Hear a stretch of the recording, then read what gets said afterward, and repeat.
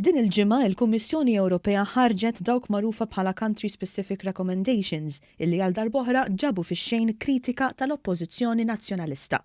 Mhux biss għax Malta hija fost il-pajjiżi li għandhom l-anqas rakkomandazzjonijiet, iżda aktar minn hekk għaliex ir-rapport jitkellem dwar oqsma li jikkampanja ħafna dwarhom il-Partit Nazzjonalista bħat-taxxa u l-ġudikatura.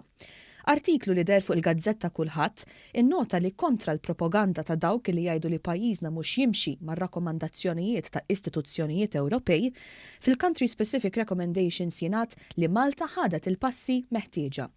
Biex nużaw kliem ir-rapport, Malta has taken measures against aggressive tax planning. Barra minn hekk il-Kummissjoni Ewropea tinnota r-riformi favur il-ġudikatura u ddeskriviethom bħala aimed at continuing to improve the independence of the judiciary and the justice system. Dwar l-FIU, il-Kummissjoni qalet illi żieda li din għamlet fir-riżors uman u baġitarju waslet għal tisħiħ fl-operat, kif ukoll għal qafas leġislattiv aktar b'saħħtu.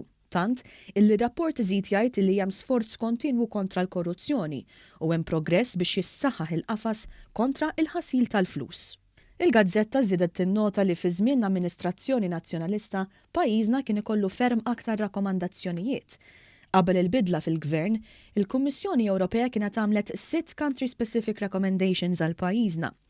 Il-kulħadd iżid tir-rapporta li huma biss id-Danimarka, il-Ġermanja, il-Greċja u r-Renju Unit li għandhom anqas Country Specific Recommendations minn pajjiżna.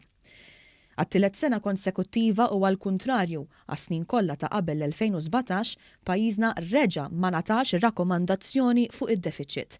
B'mod differenti ħafna issa l-Kummissjoni qed tbassar li pajjiżna se jirreġistra surplus strutturali fil-finanzi pubbliċi. L-esperti tal-Kummissjoni qed ibassru li sal-2022 id-dejn nazzjonali se jinżel għal 33% tal-ġid nazzjonali. Dan meta f'Marzu tal-2013 il-pis tad-dejn kien ta' 71%. Filwaqt li tinnota t-titjib fil-finanzi pubbliċi, il-Kummissjoni tinnota l-miżuri illi ttieħdu biex jiżdiedu il-pensjonijiet. Kienu nnotati b'mod pożittiv ukoll riformi li seħħew fis-settur tas-saħħa, kif ukoll il-fatt li r-rata ta' impjiegi f'pajjiżna issa qabżet il-medja Ewropea.